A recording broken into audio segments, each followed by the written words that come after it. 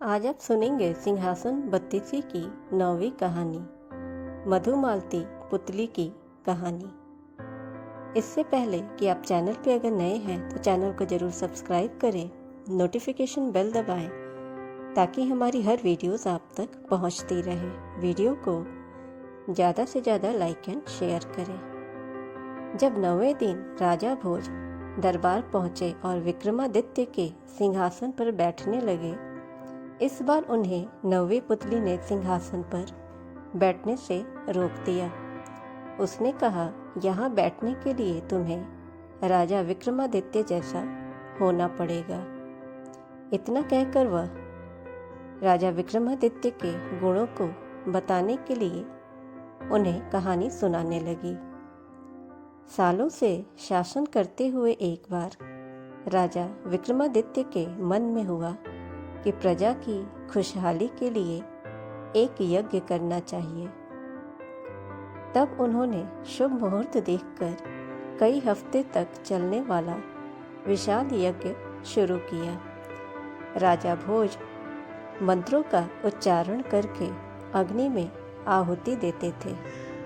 एक दिन यज्ञ के बीच में ही गुरुकुल के एक ऋषि वहां पहुंचे। उन्हें देखकर राजा विक्रमादित्य उठकर उन्हें नमस्कार करना चाहते थे, लेकिन यज्ञ की वजह से वो ऐसा नहीं कर पाए। उन्होंने मन ही मन ऋषि को प्रणाम किया। राजा की विवशता को देखकर उन्होंने विक्रमादित्य को आशीर्वाद दिया। कुछ देर बाद यज्ञ खत्म होने के बाद राजा ने ऋषि को दोबारा प्रणाम किया और आने का कारण पूछा। तब ऋषि ने बताया, मेरे 8 शिष्यों का जीवन खतरे में पड़ गया है। वो लकड़ी लेने के लिए जंगल गए थे और तभी वहाँ 2 राक्षस आए और उन सभी को पकड़कर पहाड़ी की ऊंचाई पर ले गए। शिष्यों को ढूंढते हुए जब मैं वहाँ पहुँचा तो राक्षस ने बताया कि उन्हें माँ काली के समक्ष बलि के लिए तंदुरुस्त क्षत्रिय चाहिए थे, इसलिए उनके शिष्यों को पकड़कर ले गया।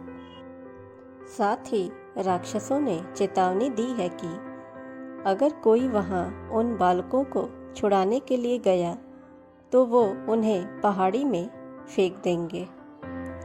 यहाँ अगर कोई मोटे पुरुष को बलि के लिए लेकर आए तो वो उन्हें छोड़ देंगे। ऋषि की पूरी बात सुनने और उन्हें इस तरह परेशान देखकर राजा विक्रमादित्य ने उस पहाड़ पर जाने की इच्छा जाहिर की। राजा ने कहा, हे ऋषिवर, मैं क्षत्रिय और हट्टा कट्टा दोनों हूँ।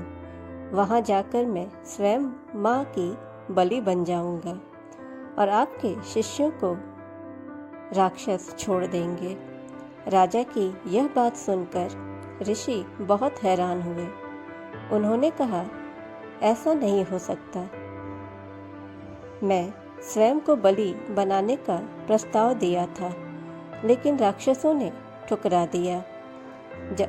स्वयं राजा की बलि ना तो राक्षस स्वीकार करेंगे और ना मैं ऐसा होने दूंगा। कुछ बच्चों के लिए प्रजा के दाता की बलि चढ़ाना बहुत ही गलत बात है। ऋषि की किसी बात को राजा ने नहीं सुना और पहाड़ पर जाने की जिद करने लगे। आखिर में उन्होंने ऋषि से कहा, देखिए मान्यवर, राजा का धर्म होता है कि वो प्रजा की रक्षा करे, चाहे उसके लिए राजा को अपनी जान ही क्यों न दांव पर लगानी पड़े। राजा का हठ देखकर ऋषि उन्हें अपने साथ लेकर चले गए। दोनों कुछ घंटों बाद पहाड़ी की चोटी पर पहुंच गए। राक्षसों ने राजा विक्रमादित्य को देखकर पूछा, यहाँ आ तो गए हो, लेकिन शर्त के बारे में पता है ना? तब राजा ने जवाब दिया, हे राक्षसगण, मुझे सब पता है। मैं अपनी इच्छा से ही यहाँ आया हूँ। अब जल्दी से आप सारे बच्चों को छोड़ दो। राजा विक्रमादित्य की बात सुनकर एक राक्षस सभी बच्चों को लेकर उन्हें पहाड़ी की चोटी के नीचे छोड़ आया। अब जीवन के अंतिम क्षण में राजा ने भगवान को याद किया और माँ काली के आगे अपना सिर झुका दिया। तभी दूसरा राक्षस अपनी तलवार लेकर उनके सिर पर प्रहार करने लगा। राजा थोड़े भी परेशान नहीं हुए और लगातार भगवान का नाम जपने लगे। तभी अचानक राक्षस ने अपनी हाथों से तलवार को नीचे फेंक दिया। सिर न कटने पर राजा ने जब पीछे मुड़कर देखा तो वो हैरान हो गए। दोनों राक्षस बहुत सुंदर युवराज जैसे दिख रहे थे। उस समय पर्वत की पूरी चोटी चमकने लगी और वातावरण में फूलों की खुशबू फैल गई। राजा को कुछ समझ नहीं आया और वो आश्चर्य से उनकी तरफ देखने लगे। तब दोनों ने राजा को बताया कि वो इंद्र के वरुण देवता हैं। वो उनकी परीक्षा लेने के लिए आए थे। दोनों देवों ने कहा, हमने तुम्हारी बहुत ही प्रशंसा सुनी थी, इसलिए हम देखना चाहते थे कि तुम अपनी प्रजा के लिए क्या कुछ कर सकते हो।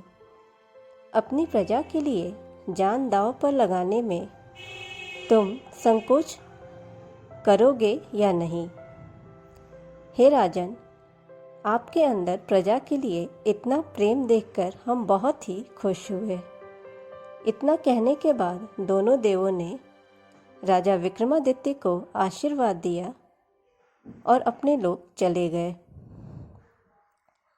कहानी पूरी होते ही नवी पुतली मधुमालती ने राजा भोज से कहा कि अगर आपके अंदर भी ऐसे गुण हैं तभी आप सिंहासन पर बैठने के लिए आगे बढ़ें, वरना इस बारे में कभी मत सोचें। इतना कहकर नवी पुतली वहां से उड़ गई। नवी पुतली की बात सुनकर राजा भोज सोच में पड़ गए और वहां से लौट गए।